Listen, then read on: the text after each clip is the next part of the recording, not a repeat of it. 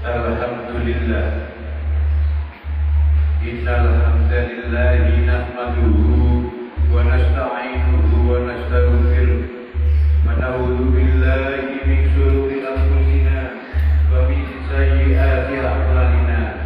Man yahdihillahu fala mudilla lahu wa man yudlil fala hadiya lahu. Asyhadu an la ilaha illallah wahdahu la syarika lahu wa asyhadu anna Muhammadan abduhu wa rasuluhu wa la nabiyya ba'dah.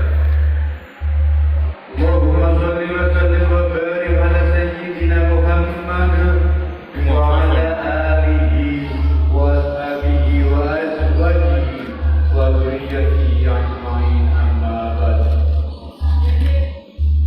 Ayyuhal hadirun, ayyuhal muslimun rahimakumullah.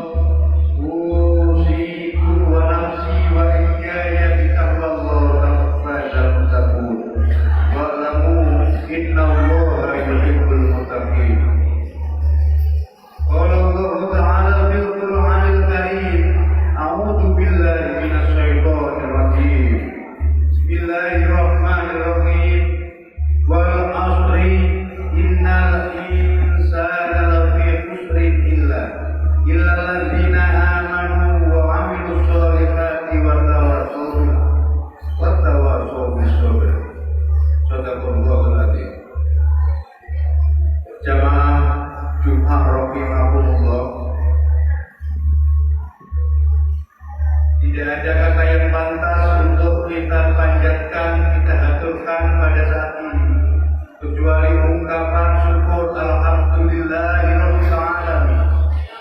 Kenapa?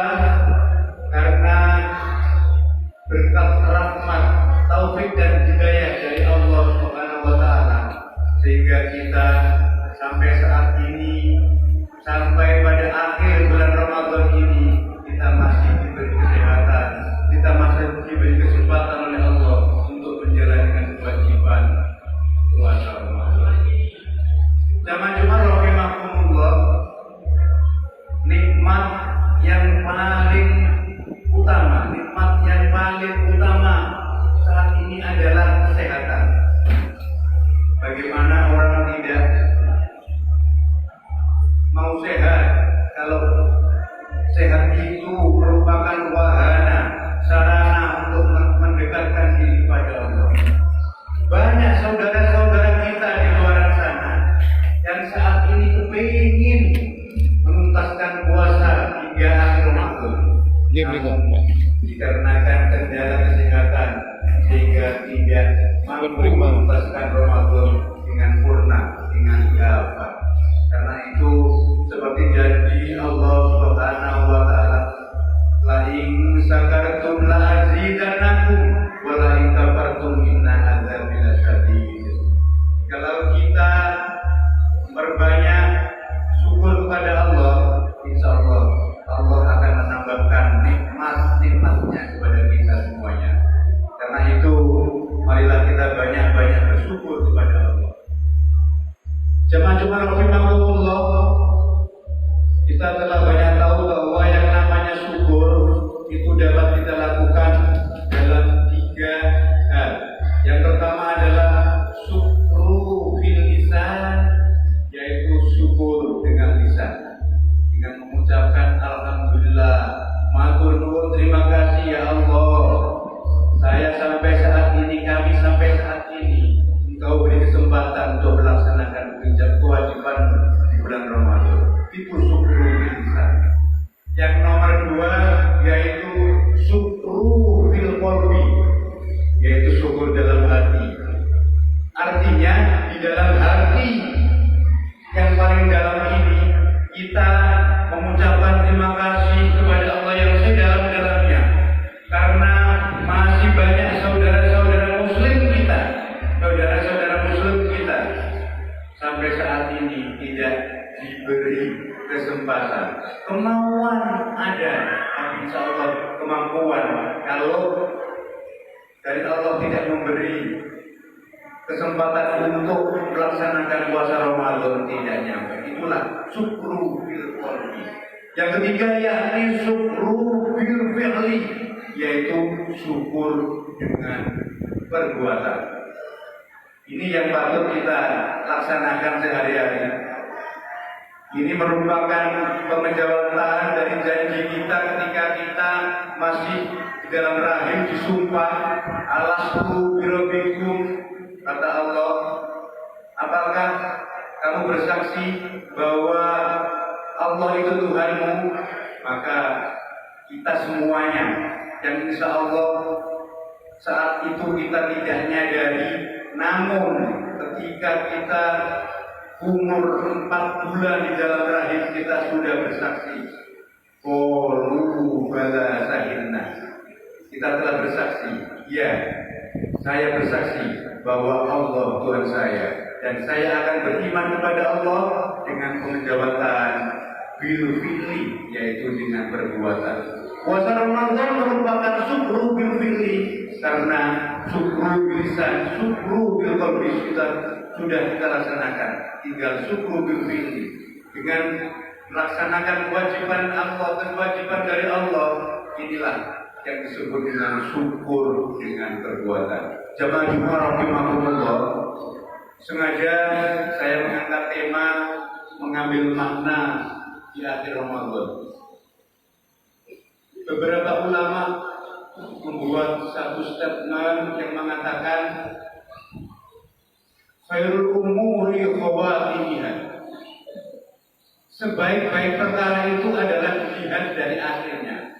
Maka seseorang proses merupakan, banyak yang menganggap proses merupakan hal yang penting, namun yang lebih penting lagi adalah ending atau hasil dari usaha itu sendiri.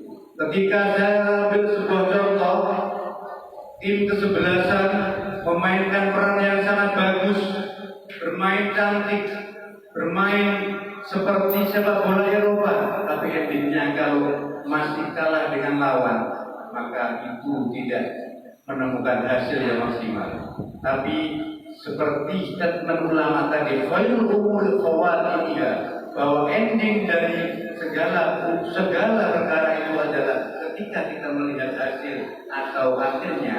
Maka puasa Ramadan ini marilah kita tuntaskan dengan hal-hal yang baik, hal-hal yang insya Allah membuat puasa kita selama sebulan ini kita tutup dengan hal-hal yang sangat baik. Jemaah Jumat Masjid An-Nafi rahimakumullah, sebenarnya sampai saat ini banyak saudara-saudara muslim kita yang masih belum mengerti ketika kaum Nabi Musa, yaitu Bani Israel waktu itu, mendapat perintah dari Allah merayakan atau kebaktian ibadah dari Sabtu, hari Sabat, perayaan hari Sabat. Mereka digoda oleh iblis, oleh setan dengan ikan yang sangat banyak. Ikan yang sangat banyak, karena umat Nabi Musa saat itu banyak yang pekerjaan yang mencari ikan. Ketika hari Sabat masuk waktunya, ikan bertambah melimpah ruah. Maka diajaklah umat Musa itu oleh Nabi Musa untuk menghentikan aktivitasnya, pindah ke tempat mengabdi atau beribadah kepada Allah. Tapi tidak ada yang menggubris, karena ikan itu cobaan dari setan, itu cobaan dari Allah yang senantiasa didorong oleh setan untuk nafsunya mencari ikan terus, akhirnya tidak mau menghentikan mencari ikan. Kira-kira apa yang terjadi? Yang terjadi, saudara-saudara jamaah Masjid Nabi rahimakumullah, kaum Nabi Musa yang melewatkan, tidak mengindahkan ajakan untuk melakukan perayaan atau ibadah dari Sabat, semuanya berubah menjadi manusia, badannya manusia, namun kepalanya kera.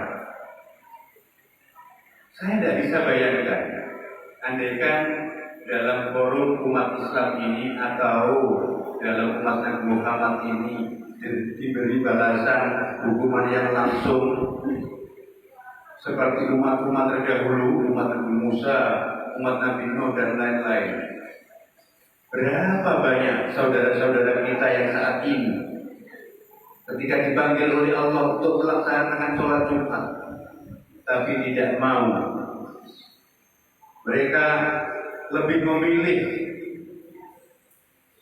dengan kegiatan-kegiatan yang menurut mereka adalah mengganggu aktivitasnya.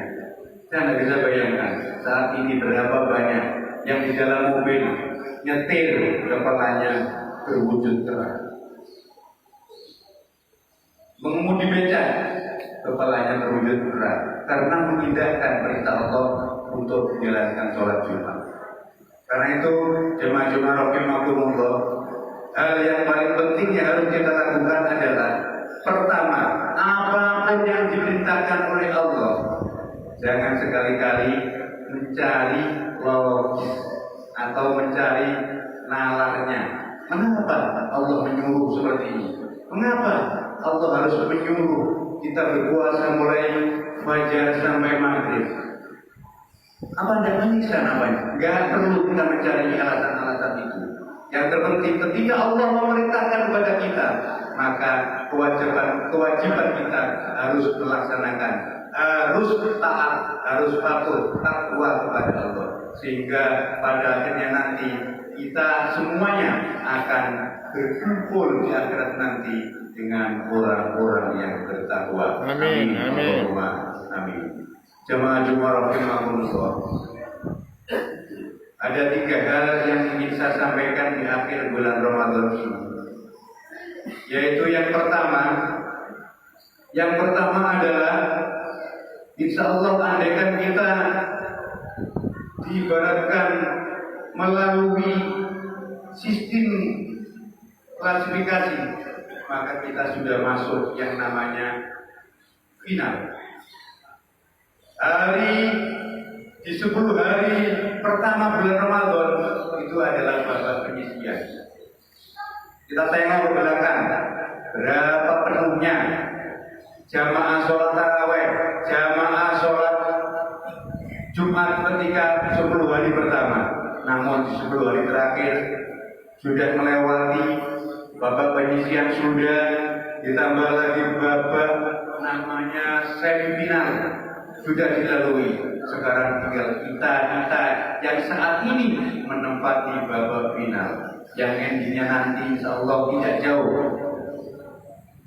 Setelah juara 1, juara 2, juara 3, juara 4, paling tidak ada namanya juara utama 1, juara utama 2, juara utama 3, juara utama 4. Kita insya Allah ada di tempat seperti itu, yang saat ini, yang akhir Ramadan ini masih meningkatkan berbuat baik, beribadah kepada Allah, mendekatkan diri kepada Allah, meningkatkan ketakwaan kita kepada Allah Subhanahu wa Ta'ala. Amin. Itu yang pertama. Yang kedua, jemaah rahimakumullah, ada perintah lain di dalam bulan Ramadan, di akhir Ramadan, yakni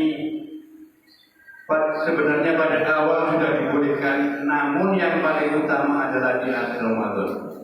Justru paling afdol itu adalah ketika malam terakhir, hari terakhir, hari ke-30 atau ke-29, andaikan umpama Ramadan itu tidak sampai 30, itu kita diutamakan membayar zakat sebagai rukun Islam yang nomor 3. Bagi orang-orang yang mampu, dalam artian ada kelebihan di hari itu, maka diwajibkan untuk membayar zakat. Tahun 2018 insya Allah pemerintah sudah menyepakati lebih sempurnanya kalau zakat fitrah di Indonesia ini digenapkan 3 kg, dibulatkan 3 kg. Makanya saya sempat bersyukur, alhamdulillah sekarang di toko-toko sudah dikemas 3 kg, bukan 2,5 kg atau 2,6 kg, tapi 3 kg. lebih baik lebih daripada kurang. Itu yang dimaksud oleh kesepakatan ulama saat itu.